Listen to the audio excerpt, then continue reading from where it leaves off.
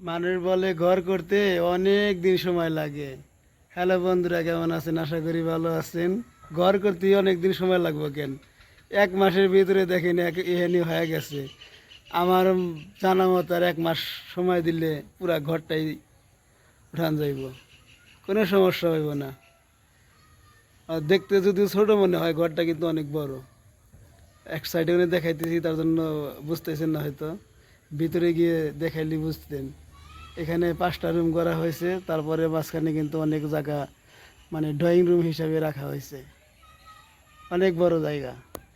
Building তো ভাই করতেছি, কিন্তু সমস্যা একটাই, কলম দিতেছি না। এরকম কলম ছাড়া বিল্ডিং কি থাকবো? আপনাদের মতামত কি একটু কমেন্টে জানাইন তো। এই যে এখানে 4টা কলম করার জন্য রড খাড়া করা হয়েছে, বাকিগুলো কিন্তু কলম ছাড়া, মানে ইটের গাঁথ নিতে হবে। আর ঘর হিসাবে কি সিঁড়িটা ঠিক আছে? আমার কাছে সিঁড়িটা ছোট ছোট মনে হইতেছে, যেহেতু বানানো হয়েছে তার জন্য আর আহ, বড় করলাম না। যতটুকু আছে চলবো নাকি একটু এটাও জানাইয়েন আমাদের। এখানে যে খোয়া দেখতেছেন, এগুলো আমরা মেশিন আইনে বাড়িতেই ভাঙ্গা এনেছি।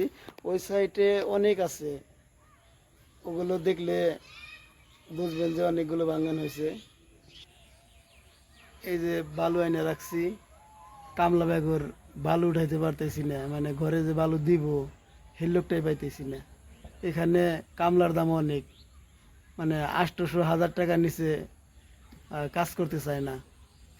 সেগুলো মানে ইয়াং পোলাপান, এগুলো 1000 টাকা চায়। আর যেগুলো একটু বয়স্ক, মানে কাজ কাম বেশি পায় না, তাদেরকে 800 দিলে কাজ করে। কিন্তু 800 দিলেও আমাদের জন্য মানে পড়তায় পড়তেছে না। ভালো মানুষও পাইতেছি না যে একটু কম টাকায় কাজটা করে দিব।